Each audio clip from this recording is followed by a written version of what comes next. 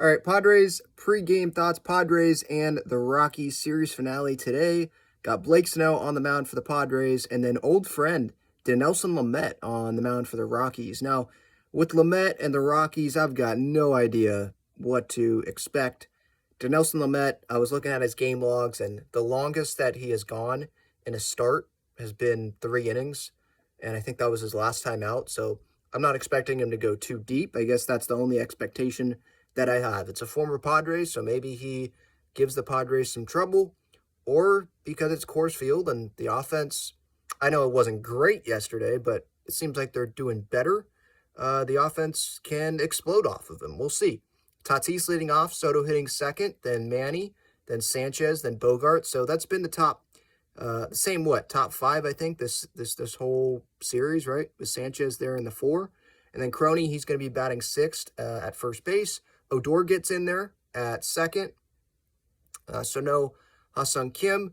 And then Matt Carpenter, he is going to be DHing with Trent Grisham in center field batting 9th.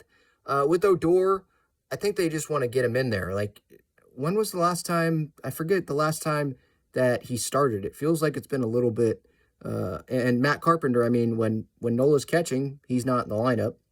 And so that takes away some from him. But he's getting more playing time usually now because Nelson Cruz, he's rehabbing.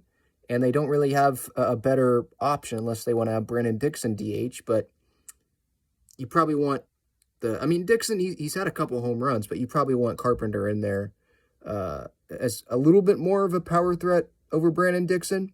But Dixon could obviously come in off the bench. Now, with Snell, Underdog Fantasy to pick there, 98.5 pitches. I'm going under on that. I'm going lower on that. Like, that feels like a lot at Coors Field. Especially, I know Snell, he's been pitching better. His last 3 starts have been good. But even some of the starts, it's been, I think one of his starts was 5 innings, 1 run. Like, it's not like it's been 6 innings, 1 run in all the starts. And it's Coors Field. If I remember correctly, he doesn't have the best history at Coors Field. I do remember last year, one of his outings, he walked the bases loaded and walked in a run. Like, it wasn't good to end his outing. So I don't see him getting all the way up to 99 pitches today. So I'm going to go lower on that. But hopefully it's going to be important for him to get through at least 5, I would say, right? Because you look at the bullpen situation. I know there's an off day tomorrow, but I don't see Bob Melvin wanting to have Hader go back-to-back days, wanting to have Nick Martinez go back-to-back-to-back days. Sorry, Hader back-to-back-to-back days as well with Martinez. I said Hader back-to-back days. But 3 in a row there, I don't see him wanting to do that with Hader. Same thing with Nick. Even with the off day tomorrow, you got to look at this from the long game. So I could see today, I mean, Wilson threw 27, so I don't even know if they want to go there. Carlton, do they want to go with him back-to-back days after he threw almost 30 pitches yesterday?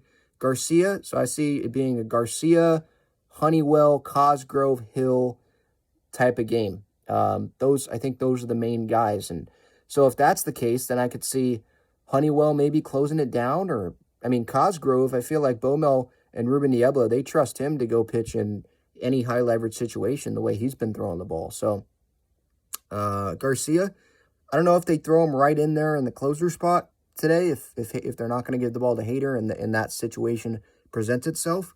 But with the limited arms probably available, I could see him pitching in the 7th inning, So we'll see. We'll see how they do with runners in scoring position today offensively. Obviously, you hope that they can kind of give some comfort to the pitching staff, give some insurance, not have it be a 1 or a 2-run game there in the 8th and the 9th inning, because who knows what the heck is going to happen, right? It was only the first game of the series where the Padres, they were blowing out the Rockies, and it ended up being, a 3-run game?